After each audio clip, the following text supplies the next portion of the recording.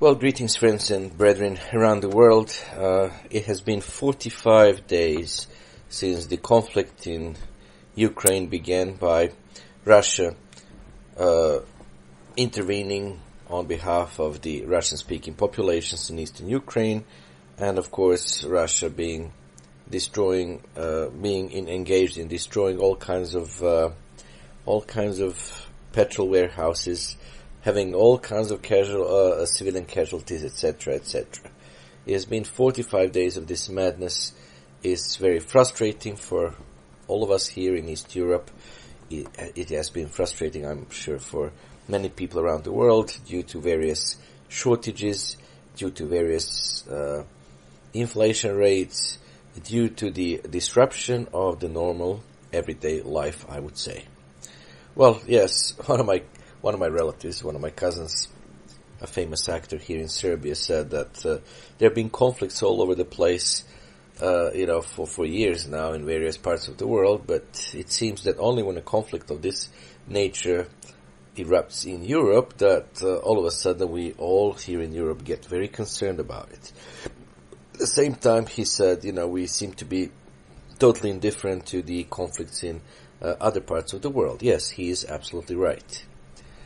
The news coming from both Russia and Ukraine and Serbia is in a very good position to tell you various things and give you report, and I'm reporting from Serbia, from East Europe, because we are friendly to both nations. Nevertheless, we have very good relations with both Russia, traditionally very good relations with Russia, but also very good relations with Ukraine.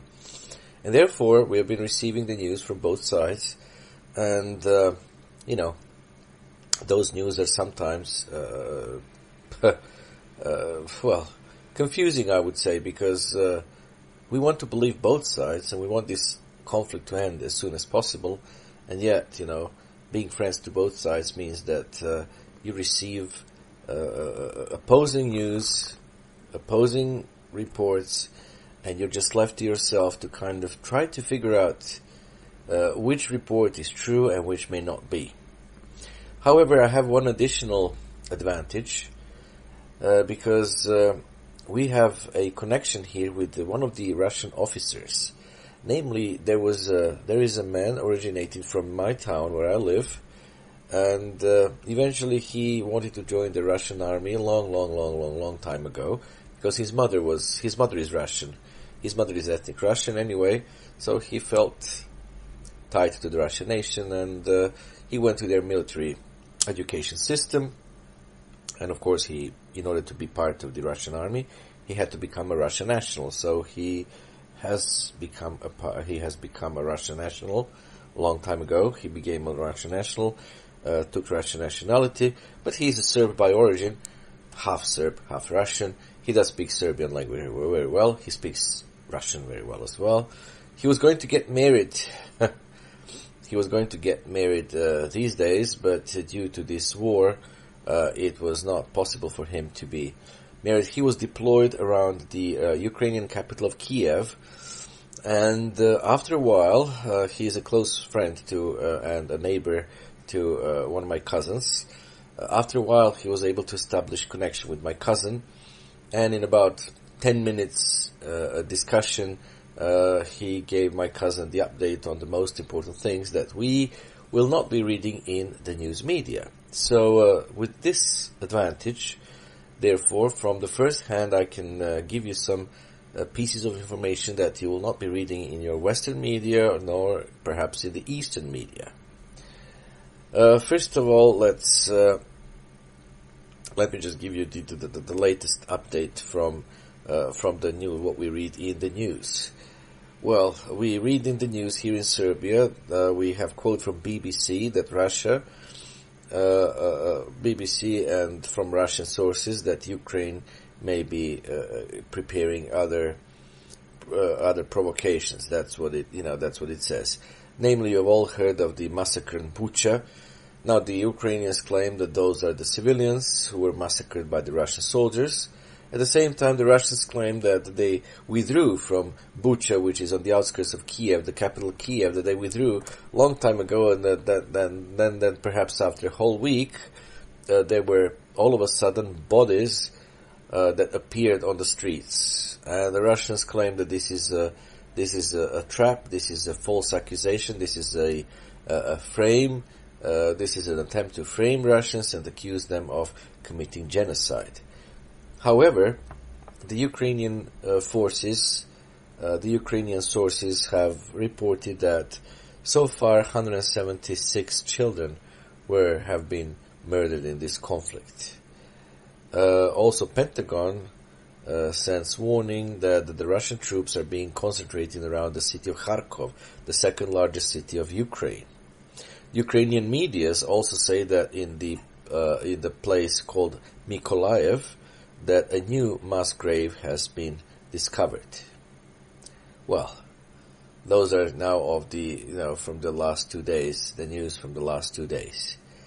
Now, it's not for the. I just need to tell you. Speaking of falsifying mass graves and so on, it's not. If it turns out to be true, it will not be the only example in the world history of such things. Such a frame, or such a lie, such a trap was set up by William Walker in Kosovo, when in the place called Račak. Now, Račak, what happened was that there were several soldiers of the so-called Kosovo Liberation Army that were killed in the clash with the Serbian forces. However, William Walker and others, they just took the uniforms away. They stripped those bodies of the uniforms. They clothed them in civilian clothes, and they presented that to the world public as a mass grave of civilians murdered by the Serbian forces. So, this kind of deceit is nothing new under the heavens. So perhaps now NATO and the United States are trying exactly to do this, helping Ukrainians, trying to do this same thing with this conflict in Ukraine, trying to kind of set up a trap and set up a false, as Russia claims it's false. Russians claim that they have the documents and that they're launching their own investigations into all of those massacres that the Ukrainians claim that the Russians committed against the civilians, and that they'll present them to the world public or to the United Nations. Well, it's a war. It's a dirty propaganda on all sides. With the propaganda, you don't really know what to make out of it. We can only grieve together over the civilian casualties. We can grieve over all those children that are being, they're being killed so far. Yesterday, there was one of the towns in the Donetsk Republic, Donetsk People's Republic. It's an area populated by the Russians. By the way, again, I need to remind you that in eastern Ukraine there are two areas populated by the Russians, and one is called the Donetsk, and the other one is called Lugansk. Those two are Russian-speaking areas, mostly populated by the Russians, and since 2014, those two areas have been targeted by the Ukrainian government forces, as the Ukrainians were hoping that the Russians would leave those areas, flee to Russia, and that those areas would completely be under the Ukrainian control. That did not happen. However, and you see, when it was discovered by the intelligence service of those two Russian-speaking areas that Ukrainian government forces were planning to launch a widespread military operation in March of this year in order to cleanse from Russians all those two areas. Then those two areas declared independence, and they also appealed to Moscow or to the Russian government for help. That is how the attack by Russia on Ukraine happened. Actually, it was triggered by the plan to ethnically cleanse the Donetsk and Lugansk areas.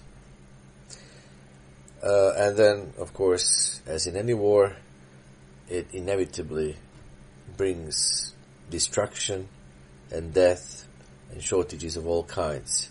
We have seen this perhaps in the most graphic details in the strategic city of Mariupol.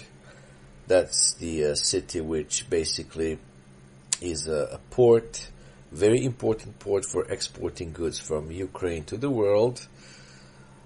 And it's a port, it's a beautiful, used to be a beautiful city, but it belongs to the Donetsk, to the Russian-speaking area, to the Donetsk People Republic. However, the Ukrainian government forces sent a neo-Nazi Azov battalion into that city, and that battalion fortified itself into the city, using even the civilians as a shield against the Russian forces. And the battle for Mariupol was horrendous, because Mariupol was completely surrendered by the Russians, because it basically belongs to the Russian-speaking area. And the number of Russians and Ukrainians living in that city was equal. In fact, there were few more Ukrainians living in Mariupol than Russians. There was a significant number of the Greek community with very ancient and very, very interesting history. There are also some other minor communities like Jews, Belarus, Bulgarians, etc., etc. Well, at first, the besieged city of Mariupol was being pressured by the Russian forces. Over the time, the Russian forces have taken control over the central parts of the city. First, they pushed the neo-Nazi Azov battalion from the outskirts of Mariupol into the center, into the downtown. Then the street battles ensued in the very downtown between the Ukrainian government forces and the Russian forces, made up of the mostly of the Donetsk local soldiers, and with some help of the Moscow central government forces. And therefore they pushed the Ukrainian forces basically into famous steel factory Azovstal, which became the new fortification of those Ukrainian government forces. The Russians have succeeded to take control over the central parts of the city, including the port and the administrative positions, and therefore now the city of Mariupol is formally in the Russian hands. But now we have a reverse situation, that in spite of the fact that the city has been basically controlled by the Russians, nevertheless now the Ukrainian government forces have been shelling and bombarding the city, trying to expel the Russian forces from Mariupol, trying to regain control of the town. Now, of course, you can just imagine what kind of casualties that can bring to a beleaguered city of Mariupol. It has been estimated that about 110,000 people are still within the city that used to have 400,000 residents prior to this terrible conflict. It has been also reported that the Ukrainian government forces sent about 2 or 4 helicopters trying to evacuate the leaders of the Azov battalion, but all those helicopters, if that's true, have been intercepted by the Russian forces and have been taken down by the Russian forces. So it seems that the Russian forces aim to arrest those neo-Nazi leaders within the city of Mariupol, within that steel factory, and probably bring them to justice. I hope that would be their aim.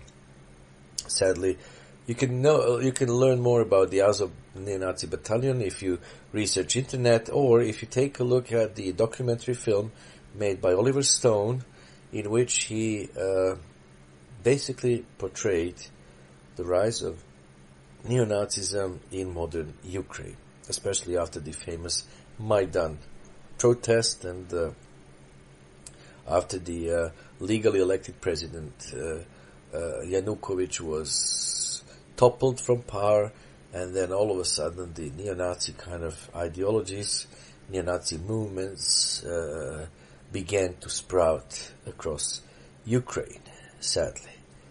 So one of the how shall we call it? One of those formations that came as a result of this neo-Nazi revival was this Azov battalion that was deployed by the Ukrainian government forces in the city of Mariupol. Now again, the city of Mariupol is a strategic city because it provides a land corridor between the Crimean Peninsula and the two Russian-speaking areas in eastern Ukraine, and therefore it was obvious that the Russians had to take it because they could not allow Ukrainian forces to have like a pocket out of which they would be attacking the Russian-speaking areas. That's why the battle for Mariupol was so fierce. That's why the Russians insisted on taking the city of Mariupol. Now that they have taken it, now you have the Ukrainian forces trying to regain control by shelling the city again and bombing the city. How terrible. Yesterday, there was a train station bombed in one of the smaller towns in Donetsk People's Republic.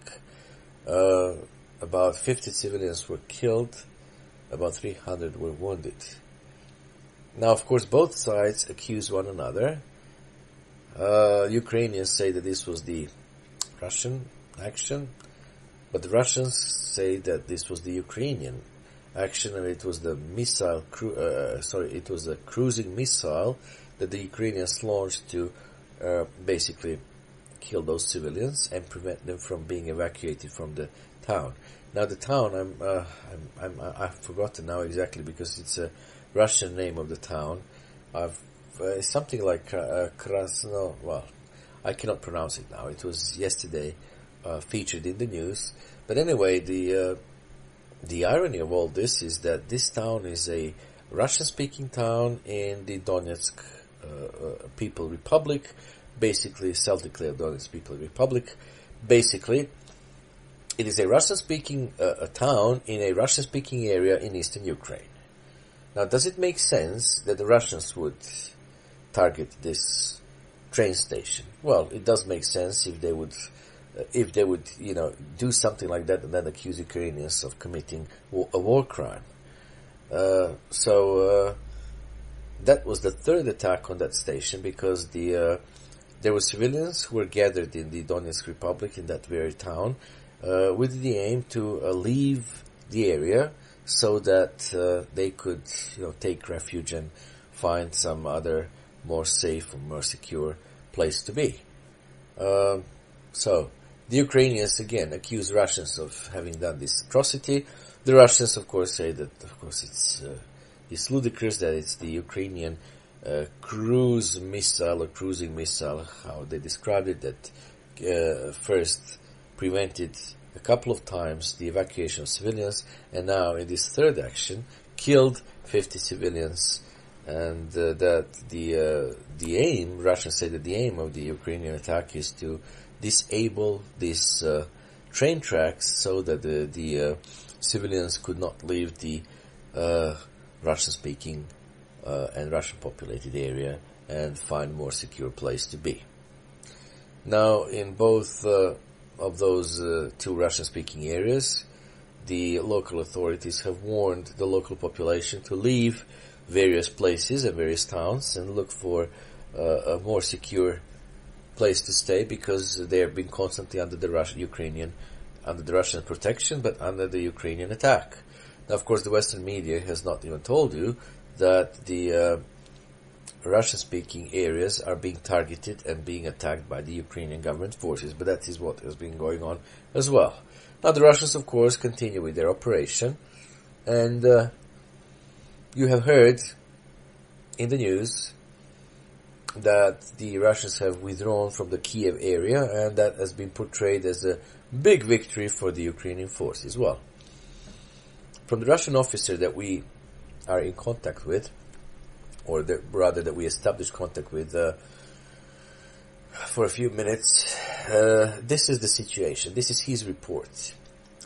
The Russian forces, the Russian military, was very successful around the Kiev, to the point that the various Russian units were able to even reach the downtown, the very center of the Ukrainian capital, Kiev.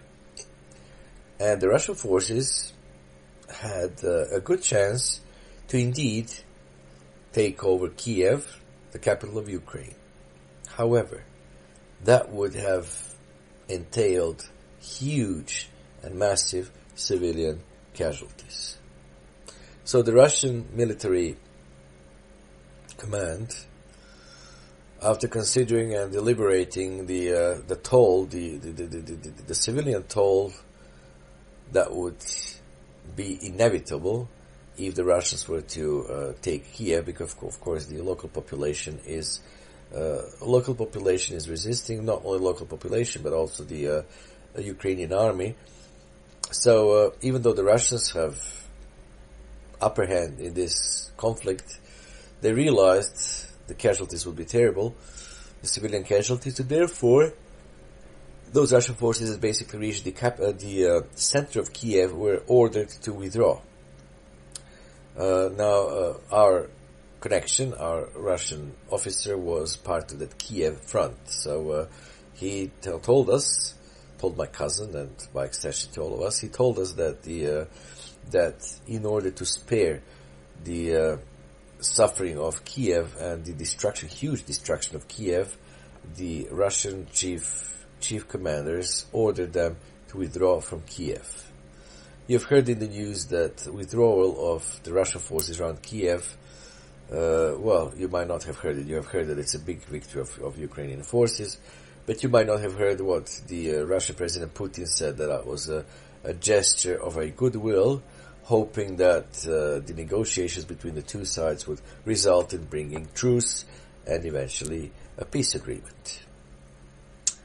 We have been now following those meetings between the Russian and Ukrainian sides, but my dear friends, it's very frustrating because it is obvious that we are far away from any peace agreement. Because the Russian demands of Ukraine are not going to be met by Ukrainians. The Ukrainians agreed that their country would not join NATO. They also agreed to have military neutral status, but they're asking for the safety guarantees from other countries. Nevertheless, the Russian demand is that the Crimean Peninsula, which in 2014 by a democratic referendum voted to return to Russia because it was always the Russian territory, in my first installment, I explained to you that, in my first update from East Europe, I explained to you that Crimea was given to Ukraine by the decision of the communist regime during the 20th century, even though the Crimean Peninsula have never been a Ukrainian territory, and therefore by this democratic referendum they decided to return to their homeland, to Russia.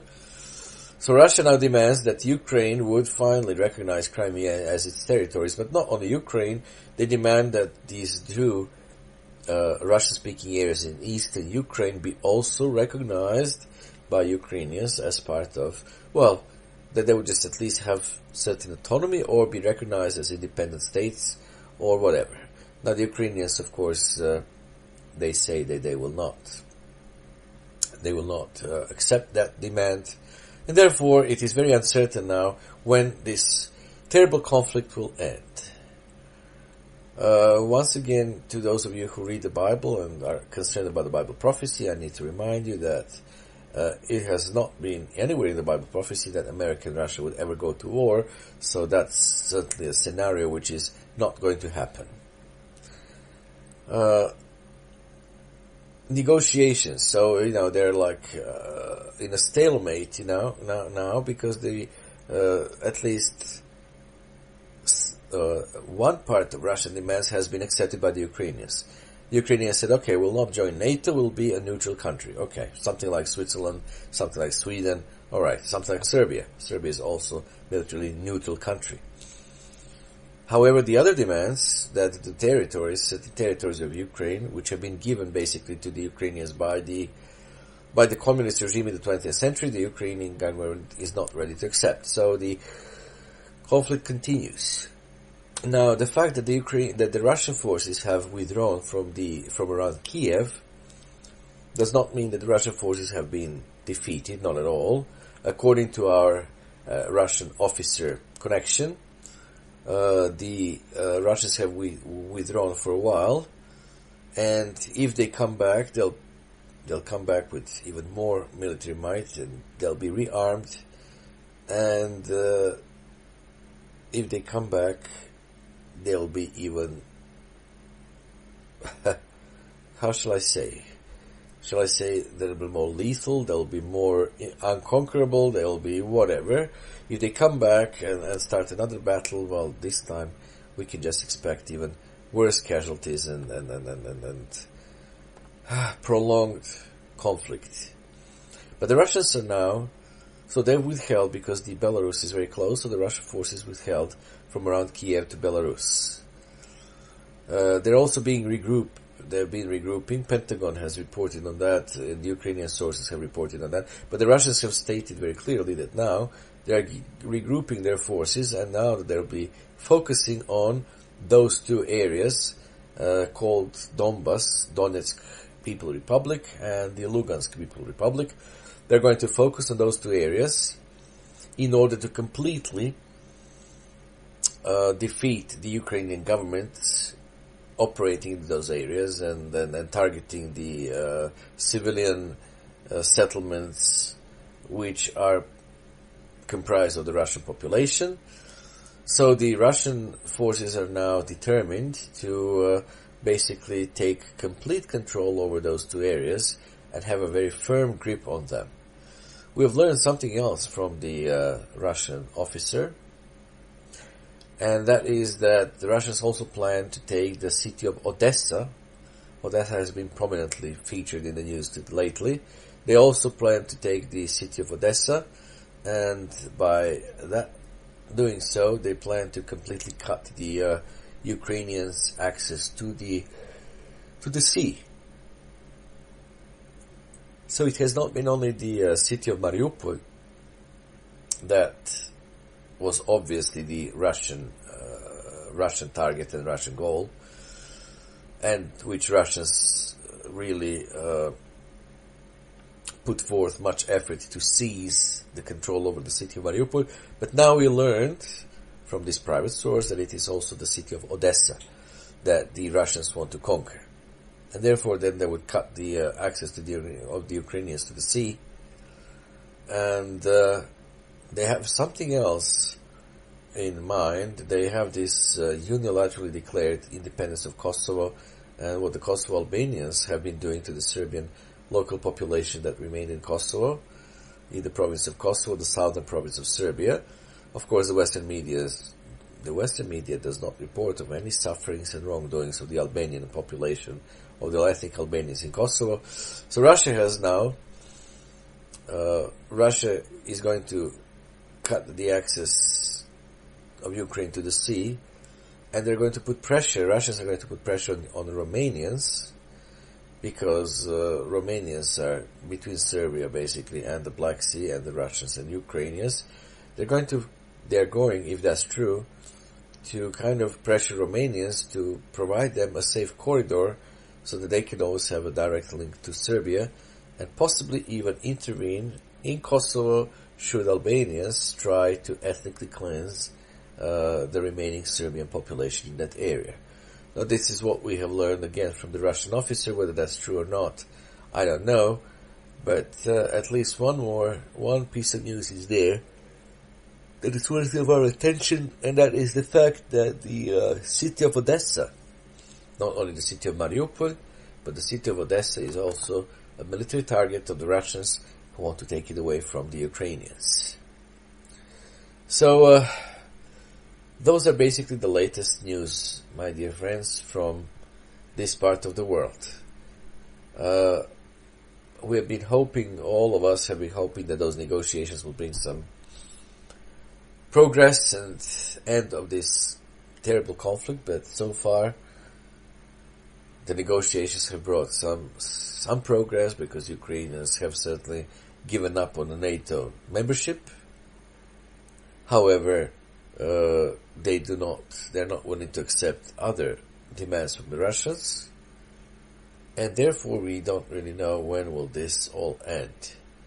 I'm sure that you're all feeling how it is, because your economies have been affected by all of these things. And no wonder. The inflation has been greatest, it seems, in the last, 40 years in several countries. However, we have just learned yesterday that the euro has kind of lost some of its value, but the value of dollars and the value of the Russian ruble is basically on increase. So all of these economic sanctions against Russia imposed by the West are not really giving desired results. The war has continued, and we don't really know when will it end. So the war continued, and some countries are being pressured to basically impose sanctions against Russia, and those two countries are Serbia and Hungary. Serbia is the only country in Europe which has not imposed any kind of sanctions against Russia. Serbia has not only traditionally good relations with Russia, but Serbia also depends on Russian gas. Hungarians also have declared to the whole of the European Union that, the red line would be, to impose gas sanctions against Russia, because they do depend on the supply of gas through through Ukraine, the gas pipeline that goes through Ukraine and supplies Hungary with the Russian gas. So therefore, we're going to see yet how is it going to affect the world economy, but obviously we can see the ripple effect on the world economy, from this conflict. It has been 45 days of this madness. We have no idea when will it end. We're hoping on negotiations, but the negotiations are kind of in a stalemate. We can only now expect that a miracle will happen and a conflict will end soon, or that, we will just be having this conflict that will just drag on for several more months until the Russians complete what they want to complete with this military operation. They've already declared last week that the first phase of the operation is done. I guess the second phase, from what I could decipher, would be that they secure those two Russian-speaking areas from the Ukrainians, and that they would just, be a guarantee of those two areas that they will not be invaded or attacked or conquered by the Ukrainian government forces. So we're going to see how things develop, and however they might develop it, the fact is that various towns and villages have been destroyed. Various oil warehouses have been destroyed by the Russians in particular, because by doing so, they're trying to disable the Ukrainian army as well. So it has been going on for 45 days now. 45 long days. We still hope. We still deep down believe that one of these days these two Slavic nations will see how absurd is all of this, how absurd all of this has been, just like the conflict in the Western Balkans between the former Yugoslavian republics was totally absurd. And that way they could just establish some kind of truce, and they can live in peace. We're going to see how things would develop, and I will, again, when something is significant and or when something is newsworthy, I'm going to give you the update on that. So far, in the future, you can expect in the near future the city of Odessa to fall into the Russian hands, because that seems to be their target. You can expect the city of Mariupol to remain in Russian hands, and those Ukrainian government forces within the city will most likely be squeezed out of that steel factory and arrested and probably tried, because one of the declared goals was to struggle for denazification of Ukraine. So we can expect now the complete access to the sea that Ukraine has, it might be cut off by the Russians. And then we can expect some further development on the world scene as far as the international politics is concerned. And still, there is still some hope that these negotiations between the two sides might bring some truce and peace. However, I want to be very realistic with you, and I'm not going to lie to you because of whatever reason. It seems to me that both Ukrainian and Russian delegations are so far away from one another, and it seems that the agreement to stop this madness is yet far away, which means more destruction, more death, more terrible news in our media outlets.